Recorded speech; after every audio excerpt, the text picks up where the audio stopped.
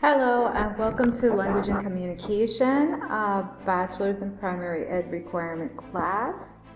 And happy to meet you and welcoming you to the club. I'll be your lecturer. My name is Lisa Kyle. I'm the coordinator and the teacher, and there's only one section this semester. It's already full with 35 people. I recognize some of the names, so I'm glad to see you. If you're thinking about dropping, go ahead and drop in the first 2 weeks, because I've got about 10 people on the side who are wanting to get in, but the course is full. So I'll go ahead and inform them if the people who have registered now drop. The course is communication, and also communication is the key to all your successful completion of online classes. You need to keep track of your grades and respond quickly by email to the instructor, not just me, but all instructors, if you are not receiving credit for any work you think you already uploaded. The Moodle page gets taken down. The reason I'm noting this is that last semester I had a student, not for this course, for our writing course, who didn't do her work. All the way from October, she didn't do her work, and I sent her frequent emails about that, and she didn't respond. She never responded, not to one. And I thought she'd drop the course. She didn't answer texts, and she didn't communicate. And just recently, it seems that she remembered how to communicate, and she's been emailing me, telling me that she did submit work, and I lost it. And the Moodle gets taken down, and all the assignments get taken down at the end of the semester. So there's no way that I can check to see if this young lady is making this up or not, because it's all down, right? And maybe she really did do her work and I missed it. I'm really sorry. But you gotta let the instructor know, okay? That's on you. You've gotta let the instructor know if anything happens and you're gonna be late, you are late, you're sending something late, you sent something and I didn't find it, you sent something and it didn't properly upload. Use your UB email and let me know. And if you get queries about assignments from me that I don't have and you think I should have them, send it again, okay? Because I don't want this situation to occur again. My policy on late work is I'm going to try to help you with that. I know that we are all busy and we have a lot of commitments. We're adults. I'm not going to grade your late work until I'm done marking the work that was handed in on time. The late work gets pushed to the back. Right? And if it comes in too much of it too late, like right before the deadline, when I have to get grades in, I'm probably not going to mark it. Okay? So try to get it in a timely manner. Remember that your instructor is a person too and needs time to work too. We can't question the deadlines. UB has deadlines and we must adhere to them. The course is asynchronous, meaning that you are free to work at your own pace. I've only got 2 weeks shown. I've hidden the rest of the course right now. It's a little overwhelming to see the whole course, and I don't want you to work too far ahead, right? The weekly meetings are not for instruction. They are not lectures. All the lectures you're going to get are going to be videos like this one that you can watch anytime you want. The weekly meetings are going to be just once a week, and they're live so that we can do stuff like who wants to be in a group with whom, questions about assignment, questions and answer time. It's a clarification. It's not a mandatory part of the course, the weekly meetings. I'm not going to do one in the first week because things are still kind of in flux. The meeting time is going to have to be, I'm going to work with Mondays only for meetings because I like to clarify the work for the week. And I know that you are working teachers. I know that most of you are not available before 4, and I'm really terribly sorry to say I'm going to have to set the meeting between 8 and 4. The reason is that Digicel, don't even get me started on Digicel, I'm so unhappy. That's my only service provider here in the village, and they have downgraded my service, and I'm afraid that if I do evening meetings like I had been doing last semester, that my internet connection will fail me and the meetings will drop, which is really annoying when the meeting drops and I have to start the meeting again. It's annoying for everyone. So I'm going to go ahead and do my meets at UB on the campus where I've got a good signal, and they're only going to allow me to do that between 8 and 4. So I'm going to, I know it's not convenient, but I'm going to have to set that weekly meeting between 8 and 4. Whatever time you want between 8 and 4, let me know. You can go ahead and email me using your UB email this week with feedback on what time on Monday would be good for you. I'll try to meet as many people's expectations and requests as possible and set up a recurring meet, same day, same time, same link for the whole semester on Mondays. I know that people are not going to be able to tune into that meeting. I'm really sorry. But you can go ahead and present concerns to me by email before the meeting, and I'll post a recording of it and you can listen to it afterwards, and hopefully that'll help you. So I know that I won't get 100% attendance and it's not required. It's just an opportunity for you to ask questions and for us to talk about group members who would like to work with whom. If you can't make the meeting, I'll be sure to record it.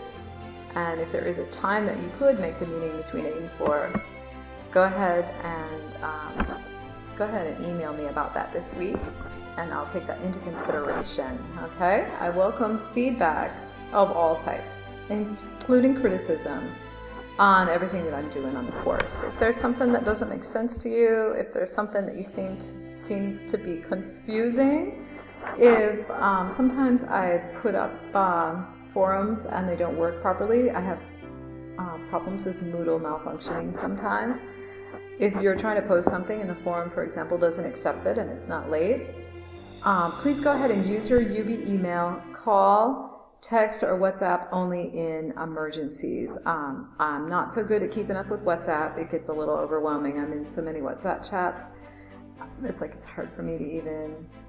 Things get lost in WhatsApp for me, but I get 40-50 emails a day from students, usually during the semester, and I try to answer every single one of them the same day or the next day. I really try.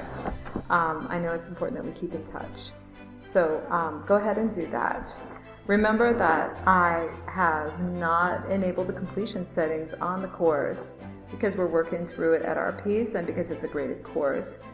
So, and sometimes I will not put a date in the Dropbox for the assessment, and that means that the Moodle dashboard would not remind you of the assignment. Remember to look at the Moodle page every week, because there will be something for you to do every week, whether or not the dashboard tells you you have something due. Remember, the dashboard only tells you you have something due if the instructor has put a due date and it's approaching, right? If I haven't put a due date, you won't see it. And you don't want to do things at the last minute. So look at the Moodle page every week. If you're confused about anything, or if Moodle gives you trouble, please email me right away. If you get locked out due to a financial block, go ahead and email me and I'll give you your work through other means. Don't just disappear and reappear when your block is lifted, because sometimes it's very late in the course for that and you're missing a lot. And that is how people fail. So if you are blocked and you can't see the Moodle page, talk to me about it and I'll try to help you. Most of the course outlines, including this one, ask you to use a backup system for your assigned work, such as a flash drive. I don't recommend that. Or also Google Drive. I recommend that. And I know you know this. You all know this. I'm just going to tell you anyway, because some people don't. And I'm having a little trouble with this. Here's your UB email. Actually, that's mine. And there's this thing that looks like a waffle, and you need to click on that in order to see the files, right? Here it is. It gets a drop-down menu, and all the files that you've stored on Drive are here. You can start a new Word document there, or you can start a new Google Doc here. And you can share these, right? This is my course outline, one of them. And this is how I share it. I use this button here, but I never try to share from here. Please don't do that, because that doesn't share with anybody. That's the URL. The share button is in blue, okay? And when you go to your share button, you get this thing, right? And you'll see the Gmail address that you're using for your Drive, and you notice I'm not using my UB email. And there's a reason for that.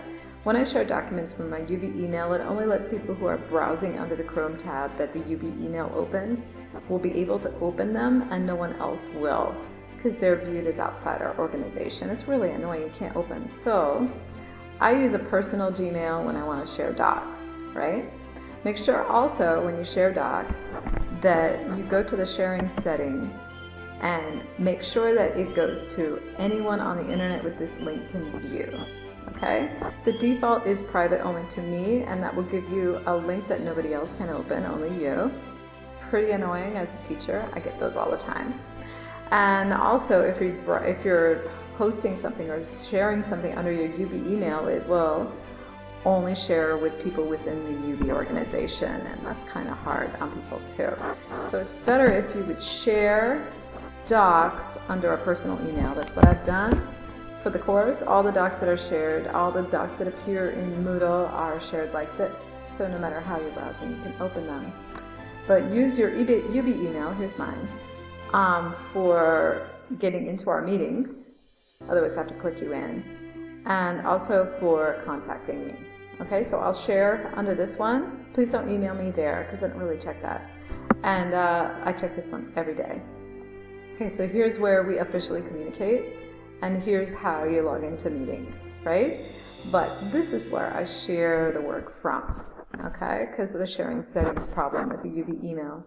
I teach the course asynchronously, and you can work through it at your own pace. The course outline is actually pretty much set. I did actually finish putting all the dates.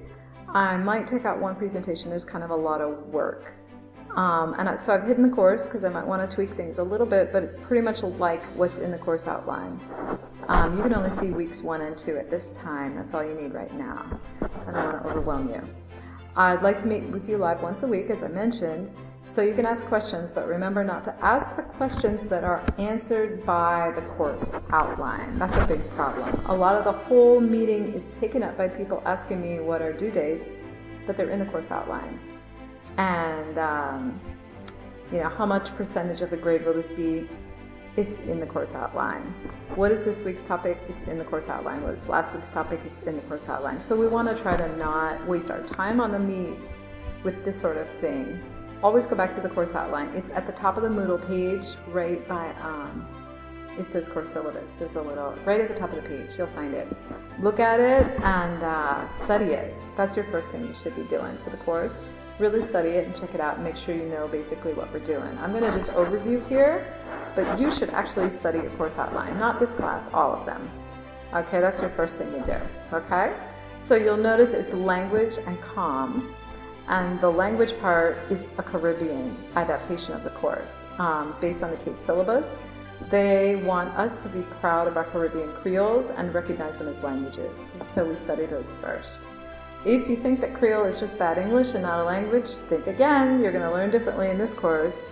We will do presentations on Creole languages in week 3 in groups of 2, 3, or 4. So we'll want to start thinking about who we want to work with. The communication portion of the course is similar to U.S. courses, and it uses a U.S. text. The link for this is in the course outline. It's a great text. We use it a lot. And another thing I threw into the course is a teacher tech presentation for people who are teaching online, whereby we review and share free apps that help teachers, like Educandy, Microsoft Teams, etc. And the final is a meta-communication project, meaning that you use your communication skills to talk about some issue in the field of communication, right? So for the first 2 weeks, I have a little short reading for you and a self-quiz that you can reflect on with your misperceptions and your perceptions about communication. And then I would like you to create a short video just like mine. I like to see your face and hear your voice. It helps me remember who you are, and that's important. You don't want to be forgotten, right? And your classmates need to see who you are also, because we're going to be doing group work. So you should share your own. I have given you pretty complete instructions for how to use a free app to make your intro video using Animoto, but of course if you have another favorite app, feel free. Show us your face, let us hear your voice so we know you. Talk to us a little bit about your perceptions of communication based on the self-quiz that I've put for you. It's in the text, so that's online, you'll find it.